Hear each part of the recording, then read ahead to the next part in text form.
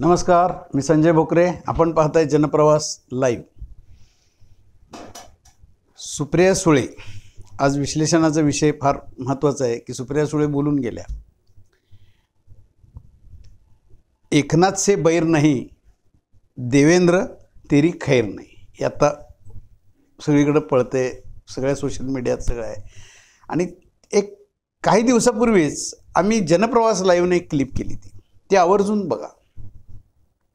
जरांगे पाटील, एकनाथ शिंदे आणि शरद पवार साहेब हे एकच आहे.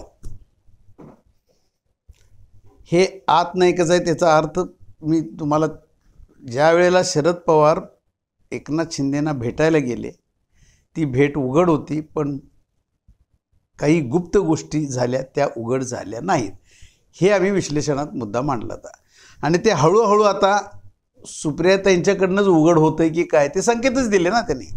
एकनाथ शिंदेना आम्ही एकत्रच आहेत. म्हणजे शरद पवारांनी जाऊन पवारसाहेबांनी काय कानमंत्र दिला तो एकनाथ शिंदेना ते जाणवत. आता ते आज ना उद्या राजकारणात ते दिसणार आहे.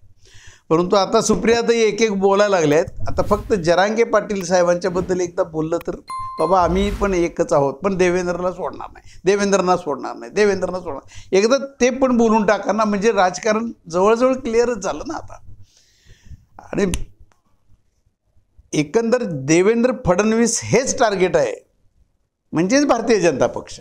पण भारतीय जनता पक्षापेक्षा सुद्धा देवेंद्र फडणवीस हे एक नंबरचं टार्गेट आहे सुप्रियाताईंच्या. एका तर आमचं घर फोडलं, आमचा पक्ष फोडला, शिवसेना फोडली, शिवसेनेतलं ते झालं असेल, पण आज त्यांच्या जिवारी कुठलं लागले तर हे यांचं घर फुटणं, पवारांचं घर फुटणं म्हणजे एक आज देशातला तो चर्चेचा विषय होऊन बसला ना.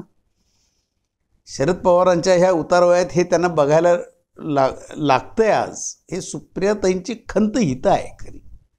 बाकी राजकारण सोडून द्या, त्यांना खरा राग तो आहे देवेंद्र फडणवीसांच्यावर की आज पवारसाहेबांना हे पाहायला लागते ना. आज अजितदादा गेल्यामुळं दोन गट त्यांच्या घराघरात, आता जास्त पवारसाहेबांच्याकडेच आहेत त्यांच्या घरातली सगळी माणसं, पण अजितदादा वेगळे व्हायला नको होते ना. सुप्रियाताईंची मनोमनी इच्छा होती पहिल्यापासून. परंतु आज हे घडतं आहे. मग एकनाथ शिंदे, जरांगे पाटील आणि शरद पवारसाहेब ह्यांचं एक त्रिकूट जमल्याच्या चर्चा ह्या आधी राजकारणात सगळीकडनं आपल्याला ऐकायला मिळतच होत्या. आणि आता सुप्रियाताई निघाल्यात एक एक एक एक एक ते उघड करतील की नक्कीच एकनाथ शिंदे आम्हाला चालतात, पण देवेंद्र फडणवीस तुम्हाला आम्ही सोडणार नाही. आता फक्त जरांगेंच्याबद्दल ते बोलत नाही आहेत, कारण आता ते आत्ता उघड केलं तर सगळंच राजकारण उघड, कारण देवेंद्र फडणवीस पण गप्प बसणारे व्यक्तिमत्व नाही आहेत. आता सभा चालू होतील, प्रचार सभा चालू होतील, त्यावेळेला काय भारतीय जनता पक्ष गप्प बसणार आहे? अजिबात गप्प बसणार नाही. तुम्ही जे जे काही राजकारण कराल त्याला उत्तर द्यावंच लागेल ह्यांना, आणि ह्यांच्यासाठी त्यांना पण उत्तर द्यावं. पण ह्याच्यातनं तुमची गटबाजी देवेंद्र फडणवीस हे टार्गेट करून जायचं असेल ना, आणि एकनाथ शिंदे हे धूर्त राजकारणी निघालेले आहेत. भारतीय जनता पक्षाची मदत त्यांना झाली लोकसभेमध्ये, लोकसभेच्या निवडणुकामध्ये त्यांचा उपयोग एकनाथ शिंदेने पुरेपूर करून घेतला. मुख्यमंत्री तर बनलेच, आज इतिहासात नोंदच झाली ना. आणि त्यांनी 7 लोकसभेचे मेंबर निवडून पण आणले. उबाटा गटाची किती? 2 जास्त.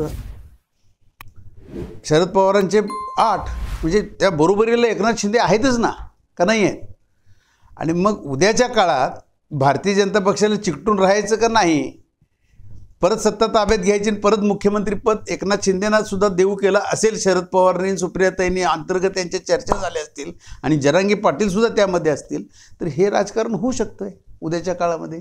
काँग्रेसला सुद्धा थोडं दाबायचं काम होऊ शकेल त्याच्यामध्ये. नाही तर काँग्रेस आता 80-85च्या पुढं आम्ही गेल्यावर आमचाच मुख्यमंत्री आता चालू झाले त्यांचं पण, आणि ज्यांच्या आमदार जे असतं त्याचं मुख्यमंत्री हे पवारसाहेबांनी पण बोललेले आहेत. शिवसेनासुद्धा ते उबाटा गटाला बाजूला करू शकतील उद्याच्या काळात, आणि अशी सुद्धा समीकरणं बसू शकतात. आणि मग देवेंद्र फडणवीसांना हा एक प्रकारचा द्यायचं हे षडयंत्र आहे. आणि हे राजकारणामध्ये मुत्सद्देगिरीला महत्त्व आहे, सत्याला काहीच महत्त्व नाही आहे. हे आता आपण बघतोयच आत्तापर्यंतच्या काळात. म्हणजे आता इथनं पुढच्या काळात सुप्रियाताईंनी आता तेही एकदा सांगून टाकलं की होय जरांगे पाटीलसुद्धा आमचेच आहेत, तर मग गणितच सगळं स्पष्ट होईल ना राजकारणाचं. आज इथंच थांबू. उद्या पुढच्या भागात.